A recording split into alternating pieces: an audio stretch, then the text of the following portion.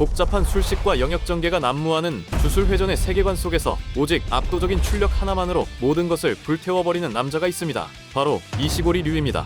그는 대포와 디저트라는 독특한 키워드를 갖고 있는 매력적인 캐릭터이죠.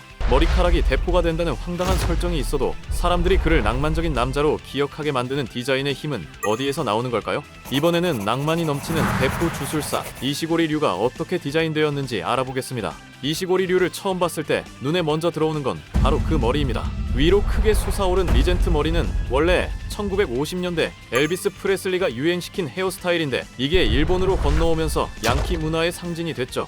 그는 불량기 있고 거칠고 한눈에 범상치 않은 인상을 주는 머리를 하고 있습니다. 여기에 모피 장식이 달린 가죽 재킷과 탄탄한 복근, 그리고 별 모양 버클이 달린 벨트까지 더해져 강렬한 인상을 남깁니다. 이름도 꽤 독특합니다. 문자 그대로 돌이 흐르는 용이라는 의미로 해석할 수 있고, 더 나아가면 암석 같은 묵직한 힘을 가진 용 같은 사람이라고도 볼 수 있습니다. 그런데 그의 리젠트 머리는 단순한 패션이 아닙니다. 실제로 주력을 방출할 때 쓰는 포신의 역할을 하고 있죠. 그 기술은 바로 그라니테 블래스트입니다. 여기서 그라니테는 이탈리아의 디저트 그라니타에서 따온 이름인데요.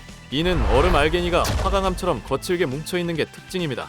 즉, 그라니테 블라스트는 그라니타의 투박하고 거친 질감을 그대로 기술로 표현한 겁니다. 그것도 디저트 이름으로요. 그리고 그는 전체적으로 무채색이지만 블래스트를 쏘면 그 파란 섬광과 대비가 생깁니다. 덕분에 캐릭터가 심심해지지 않습니다. 이때 디저트가 단순한 기술 이름이 아니라는 건 그의 서사를 보면 알 수 있습니다. 그는 현대 사람이 아니라 400년 전 에도 시대를 살다가 강생한 인물입니다. 이전에는 촌마개를 튼 전형적인 무사였고, 좋은 여자도 만나고 훌륭한 동료들과 어울리며 나름대로 풍요로운 삶을 살았습니다. 여담으로 그라니테 블래스트는 현대에 와서 머리를 중심으로 쏘는 기술이지 원래는 손이나 다른 부위에서도 자유롭게 쓸 수 있는 기술이죠.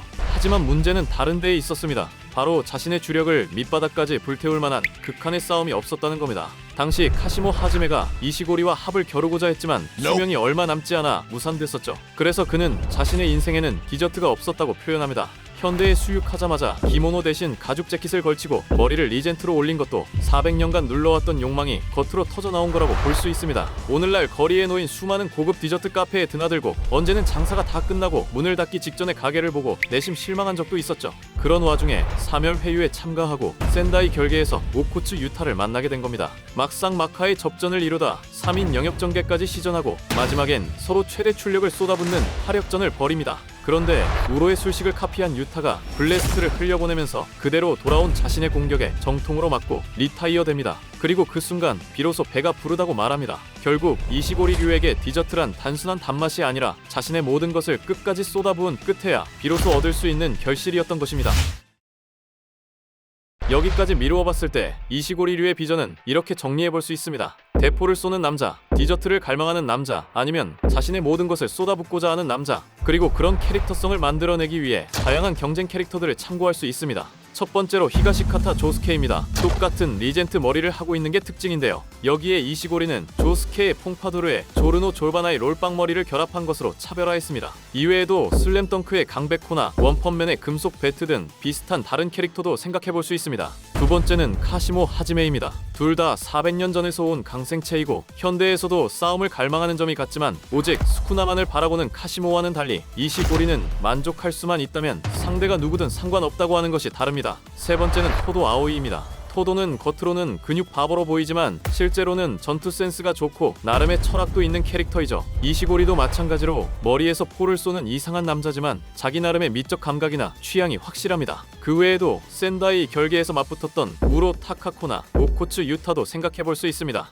따라서 그는 결핍과 만족이라는 핵심 아이덴티티를 가지고 포신과도 같은 리젠트 머리와 그 기술, 자신이 처한 상황을 식사, 디저트에 빗대는 여유로운 화법, 복잡한 술식 없이 압도적인 주력 출력으로 승부를 보는 전투 스타일 등 다양한 브랜드 아이덴티티가 어우러져 지금의 이시고리류가 된 것입니다.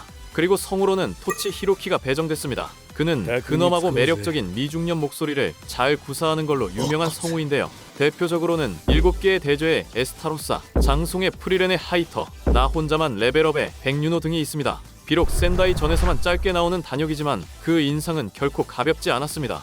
만화에서는 20권의 표지를 장식하였고 애니메이션으로 넘어오면서 그 화려한 전투씬에 잠깐이나마 오코츠 유타보다도 유명해지기까지 했죠. 다만 그 마지막은 아쉽다는 평이 많습니다. 메구미의 몸을 빼앗은 스쿠나에게 단번에 리타이어 되면서 이렇게 매력적인 캐릭터를 너무 쉽게 소비한 게 아니냐는 비판이 있었습니다. 그럼에도 이시고리 류는 정체성이 단순하지만 그렇기에 일관적인 몇 안 되는 캐릭터입니다. 단순히 능력이 강해서 기억되는 게 아닙니다. 짧은 순간에도 사람들에게 강한 인상을 주는 힘이 있기 때문입니다.